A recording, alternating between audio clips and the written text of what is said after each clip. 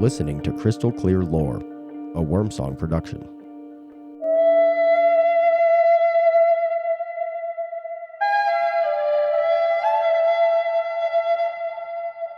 I am Takes the Bow, once a hunter of our village on the great bend of the Missouri River. I am the last member alive. In the deep moons of winter, when the ice lay thicker than the height of 2 tall men and bound the river like stone, we sat in the warm darkness of the earth lodges. The elders spoke the old words around the fire. There is this mysterious being within the stream of the Missouri River. It is seldom seen by human beings, and most dreadful to see. Never seek it out, for it has the power to destroy our entire village and people. They told us how each spring, as the thaw begins, the Miniwashitu stirs in the deepest channels. It swims upstream against the current with a terrific roaring sound that shakes the frozen earth. A redness shines upon the water like the glow of fire as it passes. With its body and its notched, jagged backbone, sharp like an enormous saw, it breaks the ice so the river may flow again, bringing fish for our nets, paths for our bullboats, and life to the people. We held the Miniwashitu in both awe and dread, for its work is sacred and must be done. This spring the ice groaned earlier than any living elder could remember. The air carried the sharp taste of melt and something older, something angry. One morning at the first faint light, I went alone to the riverbank, wrapped in my thick buffalo robe against the raw cold. I wished only to see whether the water had begun to run. The fog lay heavy and white, swallowing all shape and sound.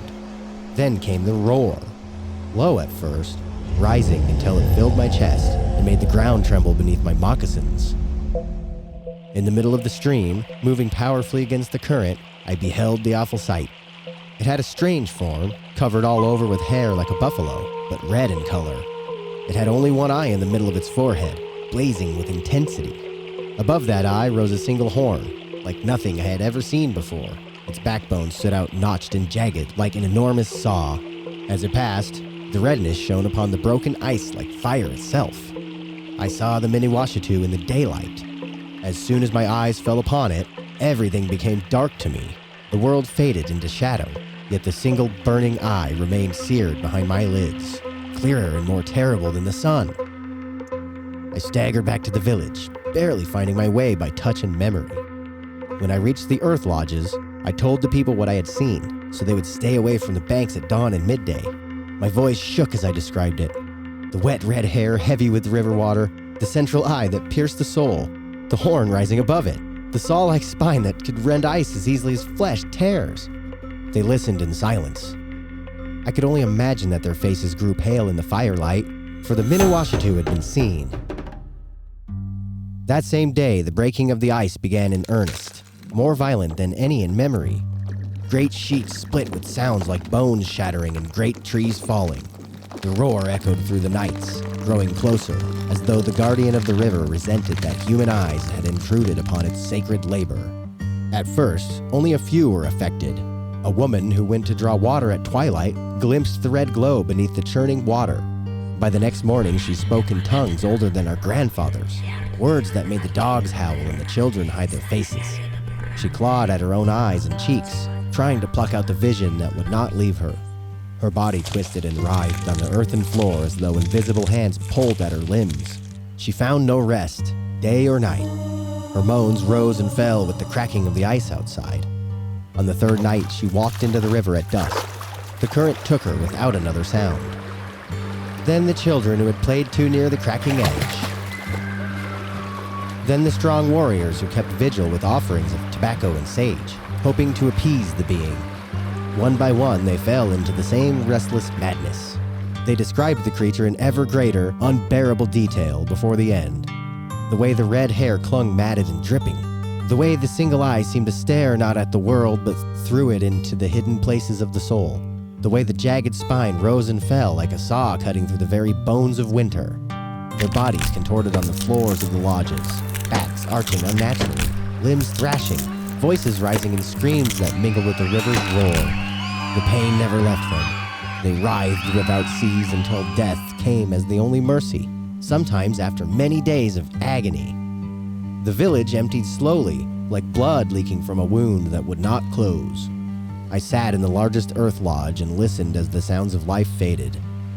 First, the laughter of children, then the low voices of women grinding corn, then the steady footsteps of men returning from the hunt. Only the wind remained, and the constant cracking of ice, and the roar that grew louder each night. Offerings piled untouched at the river's edge, bundles of sage, dried meat, and ears of sacred corn were swept away by the rising, angry water. The old rites we had always performed to honor the thaw felt hollow now. The Miniwashitu needed no gifts, and needed only to do its work unseen. I alone remain, though the darkness is never fully lifted from my eyes. I move through the empty lodges by touch, my hands brushing against abandoned robes, scattered tools, and cold cooking stones. The compulsion grows stronger with each passing night, to walk down to the bank, to gaze once more into that single burning eye, to let the writhing that already twitches in my arms and legs take full hold of me. My body aches with a restlessness that sleep cannot touch. My limbs jerk without warning. Sometimes I catch myself speaking the old words aloud in a voice that is no longer entirely mine. It is seldom seen by human beings, and most dreadful to see. Visions come unbidden even in my blindness. I see the red furred shape moving just beneath the surface of the churning water. I see the horn catching faint starlight. I see the sawback rising to tend another vast sheet of ice with a sound like the end of the world. The river is nearly open now. The roar is constant, deafening, shaking the walls of the lodge until dust falls from the roof beams. Soon the ice will be gone. The water will flow again. I carve these words into a flat piece of buffalo bone with a dull knife, speaking them aloud to the empty air so that those who may find this place in future springs will know the truth. My hands tremble. The twitching in my legs grows worse. The darkness deepens. The Miniwashitu must come each year to break the ice, or we starve in the cold. It is held in awe and dread. To see it in the daytime is to be unmade, crazy, restless, writhing in pain until death relieves you. I am the last. The roar is very close now. I hear it just beyond the bank. It calls me.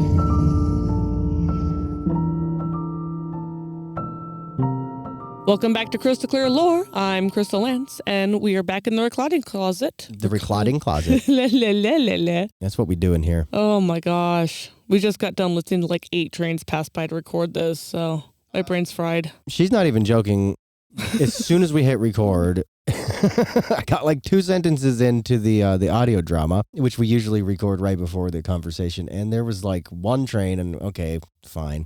And then another during that one, because there's 2 sets of tracks. Then as soon as that one started to get quieter, I heard the horns again. Yep. And so it's just been a nightmare. Oh, there's a plane in there too, and a couple cars. A plane and a couple trucks went by the house, and it's just like, oh my God, you guys, I need to get a bunker apparently.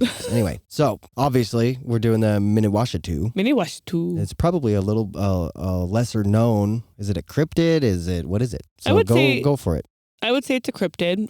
It is in the Missouri River in North Dakota, specifically where the ancestral homeland of the Mandan tribe is. Mandan tribe? I wish I had a Mandan. We just have a den where I do editing. That's pretty much just your editing corner.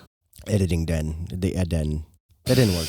Sounded better in my head for 2 seconds. You pushed it too hard. You know how it goes. It is an 8-foot tall red furry. Red furry. We're both a little mush-mouthed. Sorry, guys. Chimeric creature that has 1 eye and a large horn like a rhino. So when I say it's like chimeric, I mean like it's a chimera. It is a bison elk human hybrid. Okay, what's a good example of a chimera? Because some people might not know what that is. Actually, Greek chimera that has the lion's head and the goat's body and the snake as the tail. Okay, that's pretty fair. Pretty fair representation of the chimera. Like it's the chimera. Yeah. This creature does have the spines along its back, like the chupacabra from episode 9. Nice. So we've seen creatures like that before, and that kind of gives you an idea of what that looks like. It is a bipedal creature. It has elk-like hooves, bison-like skin, and human hands. Okay. In the story, it was really hard to describe the horn because from Takes the Bow, he would never have seen a rhino. So he'd been like, I have no idea what this horn is. Yeah. I was like, I wrote myself into a bit of a corner on that one. Yeah, he would have had to been confused in reality. Yeah. The Miniwashitu brings spring by breaking up the remaining ice in the river as temperature rises. It does just kind of go through the river, like swims through the river and then breaks it up with its back. Okay. Which I think was a pretty interesting. I think it's the only creature so far that I've even heard of that does that. Yeah, that's pretty unique. I would say unique feature. And I honestly hadn't even heard of the Miniwashitu before I started doing research for this. So I was like, how did we miss that? That's a cool creature. Right. If you see it in the daylight, it means that misfortune and death would visit you. I don't like that. There's always death. I signed up for the wrong podcast. You did. The terrifying roar would echo the valley as well.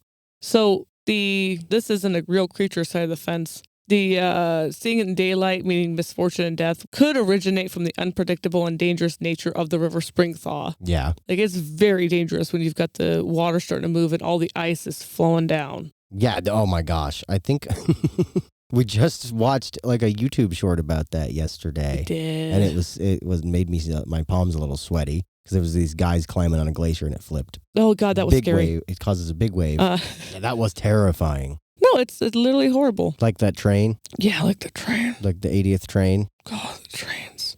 Can the Miniwashitu take out the train tracks for just like 2 hours? Please. Okay. Just so we can get through this stuff.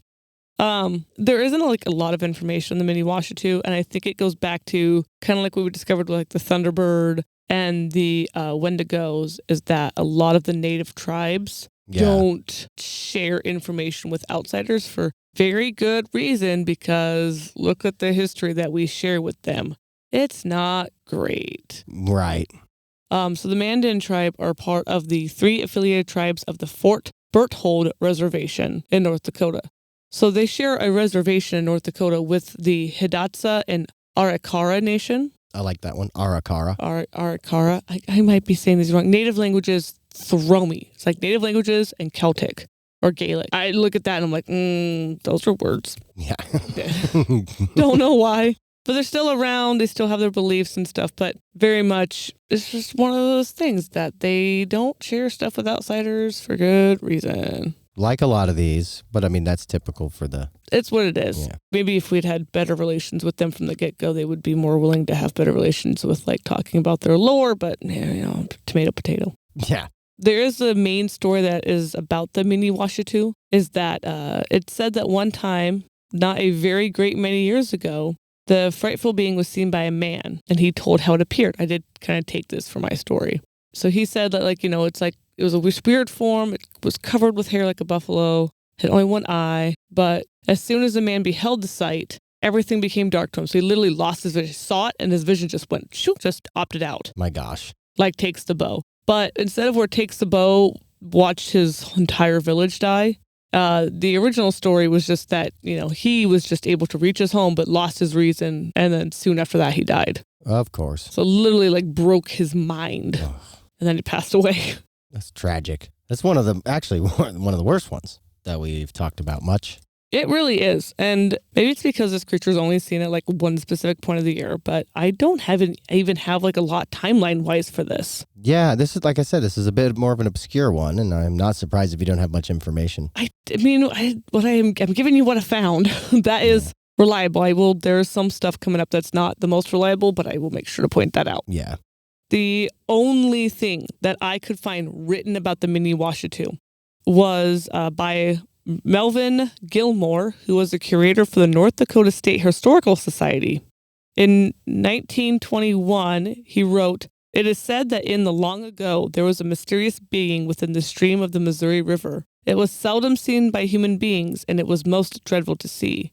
It is said that sometimes it was seen within the water of the middle of the stream, causing a redness to shine like the redness of fire as it passed up the stream against the current with a terrific roaring sound." Wow.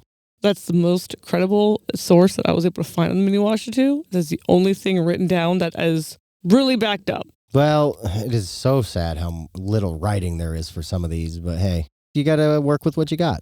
All right, I got 2 sightings that I want to make sure that everyone knows there's not a lot of documentation to back this stuff up. So, just make sure. Not a lot. This is a little bit more shaky. In 1979, 2 fishermen near Washburn, North Dakota, reportedly saw something glowing red beneath the ice of the river. Oh, yeah. The next day, that section was measured nearly 10 degrees warmer than surrounding areas.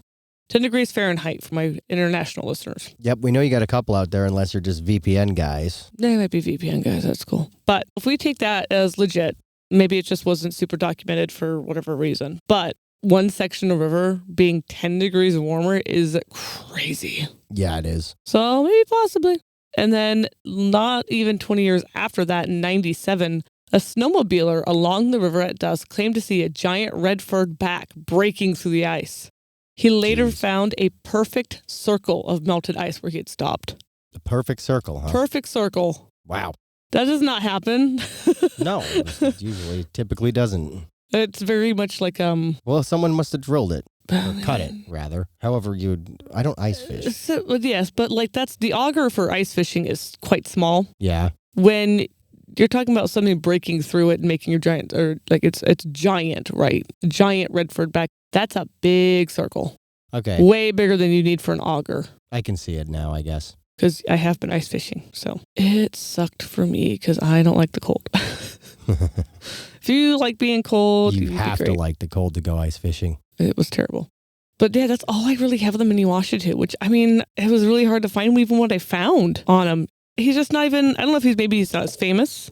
You know, like Bigfoot's really famous in our area, but Bigfoot you can see year round. Bigfoot's kind of famous everywhere. Yeah. But he has a lot of television notoriety. Bigfoot's like a year-round creature, though. You know what I mean? Yeah. It sounds like the Miniwashitu must like hibernate except for a few days a year, and that's it. I don't know. I've never seen one, so your guess is as good as mine. Have you been in North Dakota? No. Well, that might be why you haven't seen one. I've seen North Dakota on a map. Oh, good job. Which state is it next everything. to? Montana. Ooh, look at you. Yeah. All right. I even said Montana right. You did. It's important. You don't say it right. Well, no. Of course. But as much as I could, I really hope that this strange creature, you know, I want people to look into it more. Maybe go to North Dakota. Maybe don't try to see it, right? Maybe just don't. That's the warning. That was in the story even. Maybe just don't go see it. Don't go see it. We don't need any of our listeners to die. But I mean, if you're going to die anyway. Okay. If you're going to die, put it in the comments. Like, I don't know if you're like terminal cancer. Like if it's like, all right, I can't go get assisted suicide in certain parts of America. Go see the Miniwashitu. Yeah. You got terminal cancer? Hey, guess what? Go. Research. Might as well. I hope this made the Miniwashitu crystal clear.